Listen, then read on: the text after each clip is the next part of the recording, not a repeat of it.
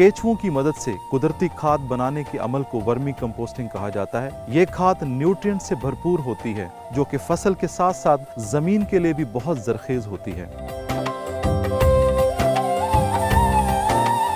अच्छा, लोग इसको आम गडोए जैसे कहते हैं, समझते हैं। ये आम नहीं है। वो जो आम गडोया है ना, एनेसिक ब्रीड है, वो सिर्फ मिट्टी खाता है। ये है एपीजेई है। एपीजेई डीकम्पोज होने वाली चीज़ें सिट्रस के अलावा खाता है और बहुत ज़बरदस्त हमें वर्मी कंपोस्ट बना के देता है, जिसको यूरोप में ब्लैक गोल्ड कहते हैं जी।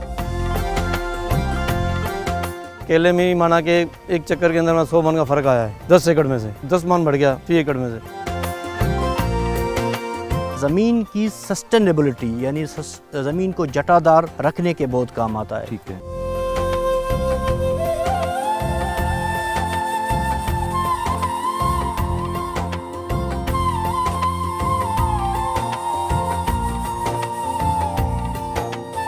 अस्सलाम वालेकुम नाज़रीन, प्रोग्राम किसान का पाकिस्तान के साथ मैं हूं फ़खर ज़मान। पाकिस्तान की ज़रूरी तरक्की और खुशहाली के लिए डिस्कवर पाकिस्तान का मिशन जारी है। नाज़रीन, फसलों की बेहतरीन पैदावार और ज़मीन की ज़रखेज़ी के लिए ऑर्गेनिक खादों का इस्तेमाल बहुत ही ज़रूरी होता है। आज के प्रोग्राम में वर्मी कंपोस्टिंग बनाने से लेकर इसके इस्तेमालात और फ़वाइद के मुतल्लिक आपको बताएंगे। अगर सादा अल्फाज में बात की जाए तो कुदरती वेस्ट को रेड विगलर्स केचुओं की मदद से कुदरती खाद बनाने के अमल को वर्मी कंपोस्टिंग कहा जाता है। ये खाद न्यूट्रिएंट से भरपूर होती है जो कि फसल के साथ साथ जमीन के लिए भी बहुत जरखेज होती है। इस प्रोसेस को वर्मी कॉस्ट या वर्म कॉस्टिंग भी कहा जाता है। इस खाद को ज्यादा बेहतरीन और फायदेमंद बनाने के लिए जानवरों के गोबर का इस्तेमाल किया जाता है जो कि जमीन की जरखेजी के लिए इंतहाई जरूरी है। वर्मी कंपोस्टिंग ना सिर्फ पाकिस्तान बल्कि पूरी दुनिया में करोड़ों डॉलर की इंडस्ट्री है। इससे ना सिर्फ फसल शानदार होती है बल्कि जमीन की जरखेजी में भी इजाफा होता है। आज इसी मकसद के लिए हम पहुंचे हैं सूबा सिंध के शहर टंडो अला यार में वाक़े के ऑर्गेनिक फार्म पर। इस फार्म के बानी खालिद मकसूद कायम खानी साहब से मिलेंगे और उनसे वर्मी कंपोस्टिंग बनाने का मुकम्मल तरीका सीखेंगे ताकि आप अपनी ज़रूरत की वर्मी कंपोस्ट अपने घर पे तैयार कर सकें। आप हमारे साथ रहिए क्योंकि आपकी फलाह हमारी अव्वलीन तरजीह है।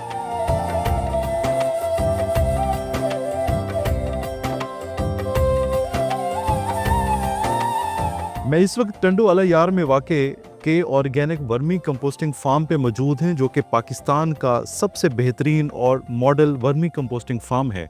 और मुझे ज्वाइन किया है खालिद मकसूद कायम खानी साहब ने जो कि इस फार्म के बानी हैं, इसके रूह रवां हैं। उनसे बात करते हैं। Sir, thank you so much हमारा प्रोग्राम ज्वाइन करने के लिए। हम खुशामदीद कहते हैं आपको। टंडो अला यार में माशाल्लाह पंजाब से डिस्कवर पाकिस्तान से आए हैं और हम आपको खुशामदीद कहते हैं। बहुत शुक्रिया सर, बहुत शुक्रिया सर। सबसे पहले तो मैं आपको मुबारकबाद देना चाहता हूं कि आप एक नोबल कॉज के लिए आप एक बहुत ही बेहतरीन काम लेकर आगे बढ़ रहे हैं और पाकिस्तान का एक बहुत ही बेहतरीन आपने फार्म बनाया है जो कि ना सिर्फ हमारी ज़मीन की ज़रखेज़ी में इजाफा कर रहा है बल्कि हमारे किसानों को भी फ़ायदा पहुंचा रहा है। आपको वर्मी कंपोस्टिंग में आने का ख्याल कैसे आया? इसकी ज़रूरत क्यों महसूस हुई? हम लोग 2015 के अंदर हमसाया मुल्क में काफ़ी ज़्यादा सफ़र करने का इत्तेफाक हुआ जी। कई हज़ार किलोमीटर। तो वहाँ पर हमने देखा कि वहाँ के किसान जो है ज़मींदार वर्मी कंपोस्ट कर रहे हैं और अपनी ज़मीनों को और अपनी फसलों को बड़ा भरपूर तरीके से जो है ना वो मैनेज कर रहे हैं। पाकिस्तान में आकर ये ख्वाहिश हुई कि इसको करें और हमें जो है कुछ सीखने में वहीं के अमित त्यागी साहब हैं, उन्होंने रहनुमाई की। यहाँ हसन राजती साहब हैं, एग्रीकल्चर रिसर्च में उनका ताउन रहा। फिर ये हमने काफ़ी महंगे से विगलर ख़रीदे, किसी साहब ने इंपोर्ट किए थे इंग्लैंड से। ठीक है। तो उनसे हमने काफ़ी महंगे लिए और अल्लाह ने इसमें बरकत दी है। काफ़ी सारे जो है ना अब हमारे बेड उगए और इसको वर्मी कंपोस्ट जो हम वहाँ देख कर आए थे और अल्लाह ने हमसे पाकिस्तान में और यहाँ सिंध के अंदर ही काम ले लिया जी। बेहतरीन सर। तो सर, कब आपने स्टार्ट किया यहाँ पे? तकरीबन 2021 में शुरू कर दिया था क्योंकि 15 में सफ़र किया और उसके दरमियान मुझे प्रॉपर इसका वर्म नहीं मिला। बेसिकली इसका एक वर्म है, वो ऑस्ट्रेलियन ब्रीड है, सीनियर फोर्टीडा उसका नाम है, आमतौर पे रेड विगलर कहते हैं। ठीक है, ठीक है। तो ये रेड विगलर मिलने में मुझे बहुत टाइम लगा। अच्छा, लोग इसको आम गडोए जैसे कहते हैं, समझते हैं। ये आम नहीं है। वो जो आम गडोया है ना, एनेसिक ब्रीड है, वो सिर्फ मिट्टी खाता है। ये है एपीजेई है। एपीजेई डीकम्पोज होने वाली चीज़ें सिट्रस के अलावा खाता है और बहुत ज़बरदस्त हमें उसकी जगह पर वर्मी कंपोस्ट बना के देता है, जिसको यूरोप में ब्लैक गोल्ड कहते हैं जी। सर, शुरू में डेफिनेटली आपको चैलेंजेस तो बहुत फेस करना पड़े तो कब वो मोमेंट आया जब आपको लगा कि हाँ अब हम कामयाब हो गए हैं वर्मी कंपोस्टिंग बनाने में? अच्छा, इसमें वाकई मुझे बड़े चैलेंजेस हुए और मेरे पड़ोसी जो है ना, तो उन्होंने देखा कि ये चाचा को क्या हो गया, सफ़ेद कपड़े हैं, गोबर में हाथ डालता है, कीड़े इसके हाथ में होते हैं। तो बाकायदा वो अब मुझे बताते हैं कि हम आपस में बात करते थे कि आप कोई पागल हो गए हो, आपका दिमाग घूम गया है। तो जब ये इस तरह के गोबर में हाथ डाल दिए, कीड़े पकड़ लिए, तो वैसे बेसिकली मुझे चैलेंजेस आ रहे थे कि पहले तो मैंने ट्रेनिंग जो है वो लिया सारा का सारा सोशल मीडिया के ऊपर। जब फील्ड में करने लगे तो अलग चैलेंजेस है, तो वो चैलेंजेस मैंने बड़ी मेहनत से पूरे किए। अब जो कहता है बंदा कि मैंने वर्मी कंपोस्ट डालनी है, तो उसको मैं कहता हूँ आ जाओ मेरे पास, या ये मेरी वीडियो है, देखो, सीखो, अपने मकाम पे कर लो, बहुत फ़ायदे वाली ये चीज़ करो। तो मेरे चैलेंजेस के आगे जाके मैं किसी भी फार्मर को खड़ा करता हूँ। जो मैंने मुश्किलात ले ली उस तक उसको मैं आने ही नहीं देता हूँ। इंशाल्लाह वो जो है अल्लाह की मदद से हमसे आगे ही होगा जब भी वो काम फार्मिंग करेगा इसके। देखिए, ये बहुत बड़ी बात है कि हर इंसान बिज़नेस तो करना चाहता है, पैसा हर इंसान कमाना चाहता है, लेकिन अपना फ़न कोई भी किसी को देने के लिए तैयार नहीं होता। ज़्यादातर हमारे यहाँ से लोग होते हैं। सर, ये बहुत बड़ी बात है कि आप जो है अपना जो फ़न है लोगों को सिखाना चाहते हैं। आप हमारे देखने वालों को भी सर ये तरीका समझाइए कि वर्मी कंपोस्टिंग का प्रोसेस क्या है, पहले स्टेप से लेकर फाइनल हार्वेस्टिंग तक आप ज़रा हमारे नाज़रीन को बताइए। सबसे पहले तो जो है मेरा एक मैसेज है काश्तकारों के लिए कि ये वर्मी कंपोस्ट करने के बाद आप अपनी केमिकल फर्टिलाइज़र को कम करेंगे और अपने अखराजात को मेंटेन करते हुए, कम करते हुए अच्छी फसलें उठाएंगे। आपकी सॉइल ऊपर जाएगी, यानी कि फर्टाइल होगी, माइक्रोबायोलॉजिकल एक्टिविटी उसमें बढ़ जाएगी। और उसके अंदर आपका जो हार्मोन्स हैं वो शामिल हो जाएंगे। नाइट्रोजन फिक्सिंग बैक्टीरिया इस वर्मी कंपोस्ट के हवाले से आपकी ज़मीन में आ जाएगा। फास्फोरस सोलब्लाजिंग बैक्टीरिया आपके पास आ जाएगा। तो जब ये आएगी सॉइल, किसी भी चीज़ का अगर मैदा ज़बरदस्त है तो वो फसल ज़बरदस्त देगा। तो हम ज़मीन जो है फसल का मैदा समझते हैं, तो हम ज़मीन को, सॉइल को अपग्रेड कर देंगे तो सॉइल हर चीज़ अपटेक करेगी। तो इसलिए वर्मी कंपोस्ट काश्तकार को खुद करनी चाहिए ताकि उसके ज़्यादा से ज़्यादा जो है बेनिफिट ले सके। उसके सबसे पहला स्टेप ये होता है कि हम फार्म यार्ड मैन्योर गोबर जो है लेते हैं, उसको यहाँ पर लाके 10 दिन से लेकर 1.5 महीने पुराना में गोबर चाहिए होता है। उसको हम लोग मीथेन फ्री करते हैं, आम ज़बान में कहते हैं उसको ठंडा करना। ठीक है। तो हम उसको ठंडा करते हैं जी। उसमें रोज़ाना एक दफ़ा हम वाटरिंग करते हैं और वो इतना पानी देते हैं कि नीचे सलाहियत कर जाए। तो जो मीथेन बनी होती है वो पानी अपने साथ उसको नीचे ले जाता है और उसकी आहिस्ता आहिस्ता मीथेन बनने की सलाहियत को ख़त्म कर देता है। ये इसका 80% जो काम है ना वो इसी पे मुनहसर है कि आप किस तरीके से कितनी अच्छी डाइट दे रहे हैं इस असिनिया फर्टिडा को। जितनी अच्छी डाइट देंगे इतना अच्छा ये परफॉर्मेंस करके देगा। बेहतरीन। तो पहले हम इसको सबसे अहम काम, जो सबसे आसान काम है, जिस पे मैं बहुत ज़्यादा ज़ोर लगाता हूँ काश्तकारों को समझाने के लिए कि आपको इसमें जल्दी नहीं करनी है, अच्छा मीथेन फ्री गोबर करना है। उसके बाद ये हम ज़मीन इसकी बनाते लाइट कर्व देते हैं।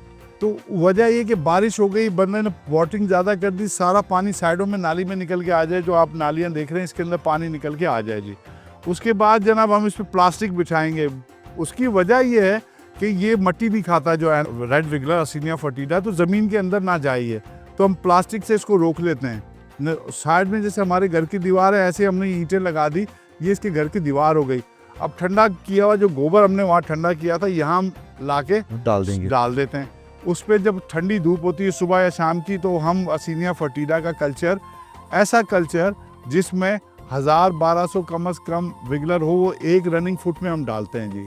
ठीक है, तो वो जैसे ये फोटो सेंसिटिव होते हैं, जैसे इस पर रोशनी लगती है ये नीचे चले जाते हैं। हाँ जी, जब वो नीचे चला जाएगा तो हम इसके साथ दुनिया, ये फसल की बाकियात आप देख रहे हैं, जलाते हैं जी। हम इसको जो जलाने की जगह, जो कि हवा में कार्बन जा रहा है, जो माहौलियात के लिए बहुत ख़राब है, आजकल माहौलियात की बहुत बात, हम इसको जलाने से बचाकर इस पर मल्च कर देते हैं। काफ़ी सारा ये डिकम्पोज हो जाता है इसके अंदर, कुछ दोबारा रिसाइकल में आ जाता है। हमारे पास ये जलता नहीं है, हम इसको जलाने वाले सब इस पर, चावल की पराली भी हम इस्तेमाल कर सकते हैं, गन्ने का छिलका भी कर सकते हैं, जूट की बोरी कर सकते हैं। उसमें फिनिशिंग ज़्यादा आ जाएगी पर बहुत महंगा आइटम है। काश्तकार आजकल वैसे ही पिसा हुआ है, जूट की बोरी की जगह जो चीज़ जला रहे हैं उसको इस्तेमाल कर लेंगे इसके ऊपर।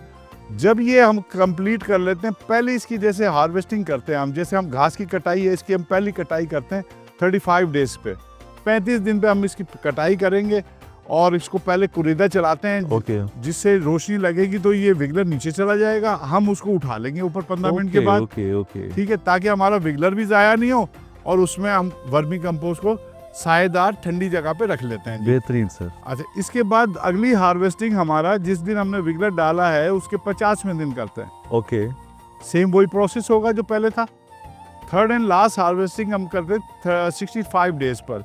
ठीक है जी, उसके बाद नीचे सिर्फ कल्चर बच जाता है। जैसे जैसे हम हार्वेस्टिंग करेंगे विगलर वैसे वैसे नीचे जाएगा, अपने आप को बचाने के लिए उसकी कमी को हम हासिल करते जाएंगे और वर्मी कंपोस्ट को इस्तेमाल करेंगे और नेक्स्ट टाइम 1 से 2 बेड कम से कम डल जाते हैं जी। Okay. इसके अंदर पॉपुलेशन बहुत ज़्यादा होती है। ओके ये ककून प्रोड्यूस करता है। ठीक है। हर ककून के अंदर एवरेजली 3 बच्चे निकलते हैं। अल्लाह ने इसमें एक और ख़ासियत ये रखी है कि ये एक ही वक्त में नर और मादा दोनों है। जब ये आपस में मैटिंग कर लेते हैं तो दोनों ककून देते हैं। नॉर्मली आम जानवर में फीमेल अंडा देती है या बच्चा देती है, इसमें नर और मादा दोनों उनके अंदर प्रॉपर्टीज़ हैं। ठीक है, मैं जो है सारी बातें अपने एक्सपीरियंस के हिसाब से कर रहा हूँ, यूनिवर्सिटी या वो तालीम के हिसाब से क्या है मुझे इसका नहीं पता। ठीक है। तो लेकिन इसकी अल्लाह की खासियत दी है। तो जैसे इसका आखिरी हार्वेस्टिंग कर लेंगे, हमारे पैरेलल 1 के 2 बेड बन चुके होंगे, तो वो शिफ्ट कर देंगे कल्चर हम उसके अंदर और वही प्रोसेस आगे चलता रहेगा। बेहतरीन सर। फर्ज करें एक बेड में आपने 1 kg रेड विगलर डाले हैं, तो 2-3 महीने के बाद उनकी क्वांटिटी कितनी हो जाएगी? 65 दिन के बाद मिनिमम आपकी क्वांटिटी 1 से 2 किलो हो जाएगी। ठीक है। और इसके आइडियल माहौल, कुछ इसको एक्स्ट्रा डाइट देंगे, इसके प्रोटीन लेवल को बढ़ाएंगे जो हम अभी तक हासिल कर चुके हैं। 1 के 4.25 किलो भी हमने ले लिया हुआ है। 1 किलो हमने डाला तो 4.25 किलो का रेशो मैं आपको बता रहा हूँ। हमने 20 kg विगलर डाला था उसमें कल्चर और 82 kg हमने उसमें प्रोड्यूस किया था जी। तो सर वो खाने में क्या चीज़ दी आपने उनको? वो जी हम इसको देते हैं बेसन, ओके 3-4-5 दिन पुरानी खट्टी लस्सी अच्छा और गुड़। अच्छा इसकी जो बेड के साइज के हिसाब से हम इसकी डाइट करके पहला हम देते हैं 15 डेज पर, ठीक है। थर्ड देते हैं हम 35 डेज पे जो हार्वेस्टिंग है उसके ऊपर, लास्ट हम देते हैं सेकंड हार्वेस्टिंग पर। तो उससे इसकी पॉपुलेशन ज़्यादा बढ़ती है, बहुत तेज़ी के साथ ग्रो करता है। ये फ़ायदे नॉर्मली लोग नहीं बताते, कारोबार की बहुत सारे टिक्स रख लेते हैं। शेर बिल्ली शेर को नहीं सिखाती कैसे दरख्त पे चढ़ना है, तो हम जो है काश्तकार को सब चीज़ बता रहे हो रहे हैं।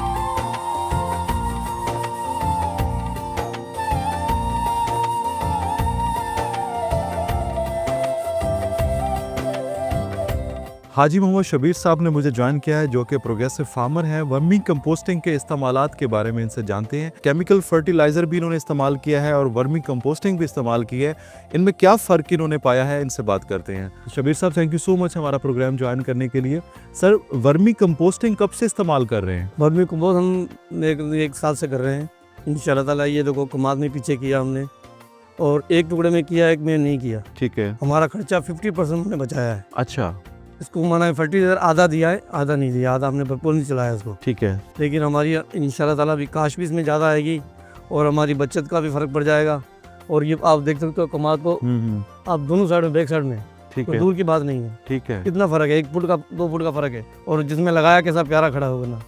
तो कितने % वर्मी कंपोस्टिंग और कितने % इसमें केमिकल फर्टिलाइजर इस्तेमाल किया? फर्टिलाइजर जैसे हम रोटरी में देते थे उसमें वही दिया हमने। ठीक है। उससे 50% हमने केमिकल उसमें कम दिया है और वर्मी कंपोस्ट हमने चलाया इसके अंदर। जो वर्मी कंपोस्टिंग से प्रोडक्शन ले रहे हैं उसकी प्रोडक्शन कितनी आ रही है, और जो इससे पहले आप प्रोडक्शन ले रहे हैं तो उसकी प्रोडक्शन कितनी होती थी? केले के अंदर हमने जो लगाया था 10 एकड़ के अंदर, तो उसमें हमारी 270 मन की गाड़ी निकाली थी, और 10 एकड़ में हमने जो केमिकल दिया था उसमें हमारा निकला है 170 मन, माना 100 मन का फ़र्क आया है अच्छा, केले के अंदर। ठीक है। ठीक है। हमने DAP के साथ मिलाकर उसको रखा, फिर इसको दिया हमने फर्टिलाइजर को। अच्छा, वर्मी कंपोस्टिंग का आपको कैसे ख्याल आया और आपने वर्मी कंपोस्टिंग बनाने का तरीका कहाँ से सीखा? खालिद भाई से हमने सीखा, फिर इनसे हमने खरीदा।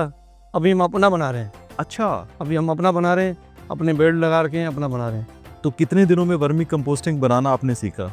ये हमने 1 हफ्ते में, हम खालिद भाई के बाद तैयार हो गए थे हम। 1 हफ्ते में? 1 हफ्ते के अंदर। नाज़रीन, 1 हफ्ते में इन्होंने वर्मी कंपोस्टिंग बनाना सीख लिया था और आज ये उससे बेहतरीन फ़ायदा भी ले रहे हैं।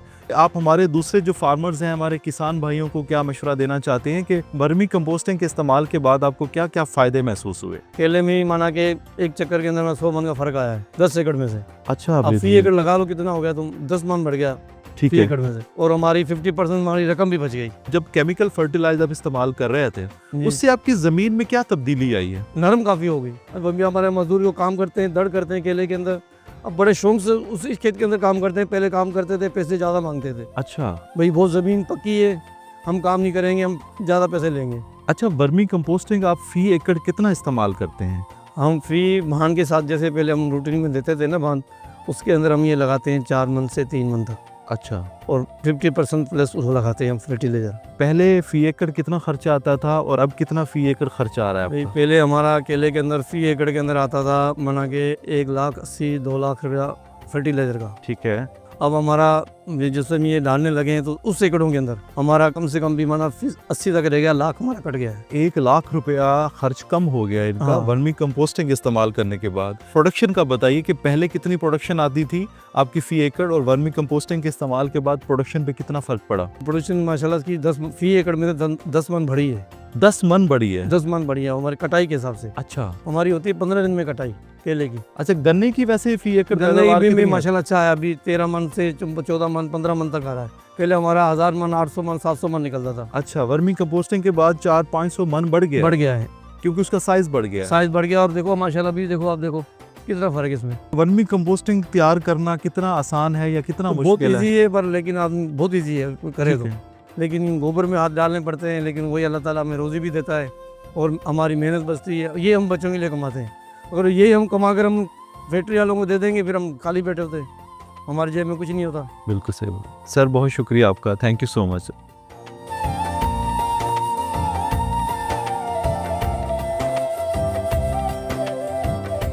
मुझे ज्वाइन किया है सैयद हसन शाह राश्दी साहब ने, जो कि एग्रीकल्चर रिसर्च सिंध के सीनियर साइंटिस्ट हैं। उनसे बात करते हैं। Sir, thank you so much किसान का पाकिस्तान ज्वाइन करने के लिए। सर, आज हम वर्मी कंपोस्टिंग पे प्रोग्राम कर रहे हैं।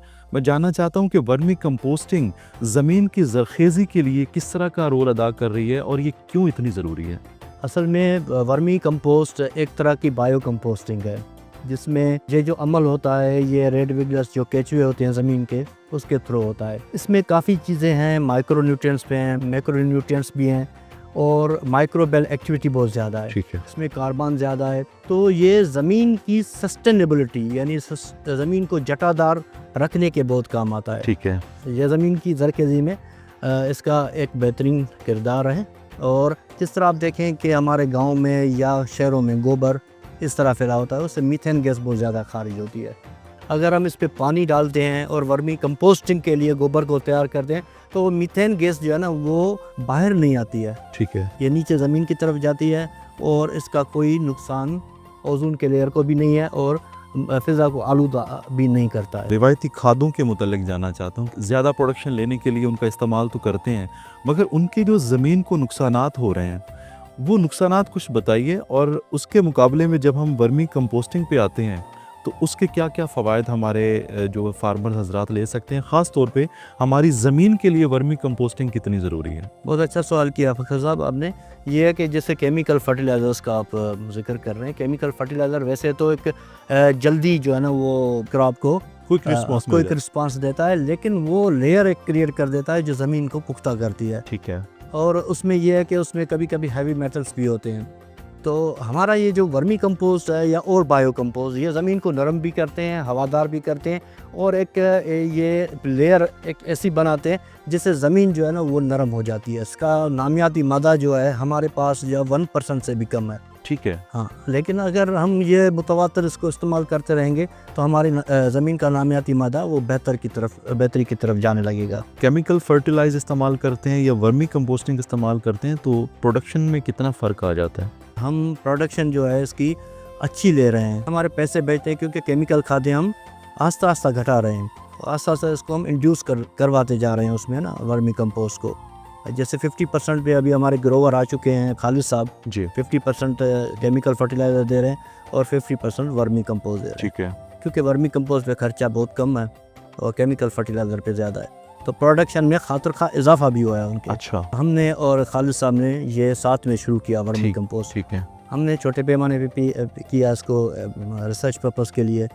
फिर ये टेक्नोलॉजी खालिद साहब ने इसको उठाया, इनको हमने ग्रांट की है मशीन की जो उसको छानती है जी। और पैकिंग के लिए वो एक बेहतरीन मटेरियल जो है ना वो उसमें से निकल के फिर एंड प्रोडक्ट जो उसकी होती है वर्मी कंपोस्ट वो ग्रोवर तक पहुंचती है या ये अपनी ज़मीन पे इस्तेमाल करते ठीक हैं। है। और हमारा जो गवर्नमेंट का इदारा है ये अभी एक प्रोजेक्ट बना रहा है इस पर, उसकी PC1 तकरीबन मुकम्मल हो चुकी है और हम इंशाल्लाह फ्री ऑफ कास्ट ग्रोवर्स को टेक्नोलॉजी भी देंगे और ये चीज़ें भी उनको प्रोवाइड करेंगे। वर्मी कंपोस्टिंग को अडॉप्ट करने के हवाले से, इसको इस्तेमाल करने के हवाले से हमारे किसानों को कोई मैसेज देना चाहें आप? केमिकल्स की तरफ इतना नहीं जाएं, उसके साथ साथ इसको हम ऑर्गेनिक चीज़ों पे भी ले आएँ। तो इसमें यह है कि हमारी ज़मीन जो है ना वो जटादार होगी, सस्टेनेबल एग्रीकल्चर की तरफ हम जाएंगे।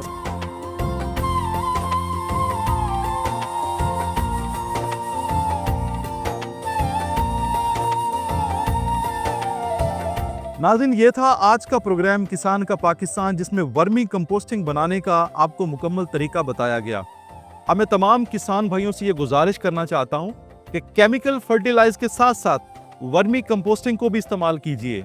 जैसे जैसे आपकी ज़मीन की ज़रखेज़ी में इजाफा होता जाएगा, आपका केमिकल फर्टिलाइज कम होता जाएगा। इससे ना सिर्फ आपकी फसल की पैदावार बेहतर होगी बल्कि आपकी ज़मीन की ज़रखेज़ी भी बेहतरीन हो जाएगी।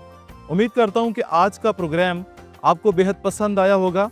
अपने फीडबैक का इजहार कीजिएगा, क्योंकि आपका फीडबैक मुल्क की ज़रूरी तरक्की में अहम किरदार अदा करता है। मुझे और मेरी टीम को दीजिए इजाज़त। आप देखते रहिए प्रोग्राम किसान का पाकिस्तान फ़खर ज़मान के साथ, ओनली ऑन डिस्कवर पाकिस्तान, क्योंकि खेतों की हरियाली पाकिस्तान की खुशहाली है।